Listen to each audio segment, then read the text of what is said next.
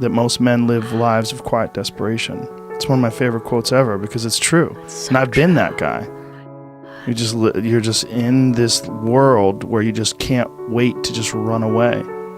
I don't buy the idea that, the society the way it is right now, it has to be this way. Someone's always going to have to work at Burger King. Someone's always going to have to. I don't buy that. It's pretty obvious to me that there's a lot of different ways that people can act. We don't have to have fast food workers. We don't have to have people who work shit jobs. We don't have to. We just need to figure out how to restructure society so everybody somehow or another plays a part, has something to contribute, has something to share. I mean, that's what a real society is supposed to be like. I give you some coconuts, you give me some fish. We make a deal, and you do it back and forth and left and right. And when there's nothing to contribute, then you start looking, the president needs to give us jobs. We need jobs. So instead of something to contribute, you just find something to do with your time. And then it becomes about doing that more than it becomes about finding something to contribute. So society gets wrapped around becoming a part of a machine. Society, instead of becoming a bunch of individuals that are expressing themselves in unique ways, and everybody sort of borrows and shares and sells this and you sell that, and we all sort of figure out how we can contribute in a society, we got sidetracked and diverted into these boxes that they call companies and corporations, and we got stuck into these containers that they call cubicles or offices, and we got forced into this system. So our time, instead of it being invested in making pottery or fixing cars or doing something where you have a passion or you have some sort of a connection to, instead of that, you've sold your life to sit in a box and work for a machine, an uncaring machine that demands productivity. It doesn't understand you. It doesn't want to understand you. So get it together, and this is your life now. No natural behavior. Everybody's wearing clothes they don't want to wear. Everybody's showing up and doing something they don't want to do. They have no connection to. That's the problem with our society. And then what's the reward for all this stuff? Go home, get a big TV. Go home, you're going to get a shiny belt buckle. You're going to get a nice purse. You're going to wear shoes that you couldn't afford last week. You're going to get that dream car. And every week we're chasing down this new object. And every week we're trying to fill this hole in this sad shadow of a life that we've been left with after work. That you work 8 to whatever hours a day plus commuting. And then you're like this. And that's your life. That's your real fucking life. All that other stuff is not your life anymore. All that other stuff is work. And most of us have committed to that. I know you've been there before, and I've been there before. And we understand that it's a trap because we got out of it. But for the people that are in it, a lot of times they don't even understand it's a trap. They just think it's a good job. They think they got dental. I'm doing really good. I got my own parking spots, got my name on it. And you're just a piece of a heartless, shitty machine that makes money. You have an apartment you have to pay for. You have a car you leased. You have a wife that you have to feed. You have a child you have to raise. You have your mortgage. You have your this. You have your that. And that's where it all comes from. Everyone has a different personality. They have different interests, different things that they would be really satisfied pursuing. That's not encouraged. What's encouraged is go find a job.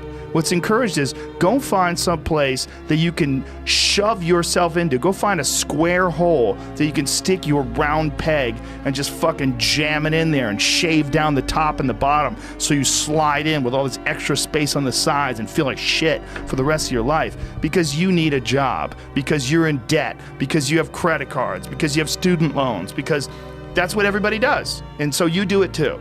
That's what's wrong. What's wrong is that we don't give, it's like we let them figure it out on their own, and it fucking takes forever. It took forever for me. The only thing that I had going for me was that I was crazy and that I'd been spending most of my high school years fighting, so that I was already so far outside of anybody that I was so weird. I knew one thing, I couldn't work like a regular job. Like I had to figure out something else because there's the idea of, it was literally the idea of being in an office was like torture. Don't be scared of failure. I think failure is awesome for you. And that's one of the reasons why, like I said, I like doing things that I suck at. You know, you could get real complacent if you're really good at something and you only do that thing all the time. You're just not challenged. You're not at the bottom of the heap.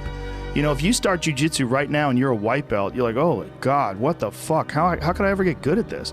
And it's humbling. But in that humbling thing, you learn about yourself, you learn about discipline, and you build up that engine, that muscle. Look, there's a lot of ways you could look at bad events. You could say a bad event is just who you are, and you just have bad events, and you're a fucking loser, and life hates you, and God hates you, and oh, look at that, happening to Mike again. Can't fucking believe it. There's a lot of guys who go through life like that. You have to make mistakes. You've been there, you feel it, you understand what it is, and then you have that time to adjust. That's why losing in life is so important, whether it's getting dumped, getting fired, losing a game, loss. Those feelings where things didn't work out your way, that's important because it lets you know this is the bad feeling that comes when it goes wrong, and you improve, and then it makes the good feelings of victory all the better. And I mean that, you know, in a relative sense, like even getting good at something, forget about victory, like making a terrible book that gets rejected by every publisher and then writing a really good one and people accept it and you're like, fuck, I got better. Yes. Like that's that feeling. Interesting, yeah. Those feelings of failure are really critical for your motivation. The opportunity takes place usually when you're young and you don't have any responsibility. That's when you have your options. Well, your options are severely limited the more you gather responsibilities. Like if I had to, as a 51-year-old father of 3, married man, pays taxes, has a house and a mortgage and a business and all that jazz, if I had to quit everything now and struggle the way I struggled as a stand-up comedian, it would never work. But the only way I could be this person now is if I took that chance when I was 21, when I was dead broke and had my cars repossessed and all that stuff. That's the only way you ever get where you want to go. You have to take a path that's dangerous, and most people want to take the safe path.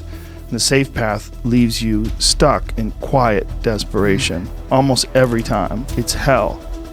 It's hell. But can people just make that change? I mean, yes, look, you can, I believe they but can. you have to plan it out. The way you can change is you have to put aside enough money to give yourself a window. And then you have to have a plan, and you have to spend all your waking hours outside of whatever shit job you do planning your escape.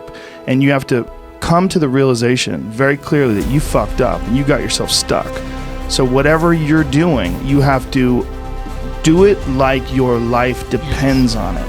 And whether it is you're trying to be an author and if you're gonna try to be an author and you're working 8 hours a day plus commuting plus family responsibilities or whatever else you have, whatever time that you have to attack like you're trying to save the world. You're trying to save your life. You don't want to drown. That 1.5 hours a day that you have to write, god damn, you better be caffeinated and motivated. You got to go. You got to get after it, and you got to have discipline. Most people don't have those things. Most people don't understand what it's like to really go for something. And to know that the consequences of not doing that are horrific.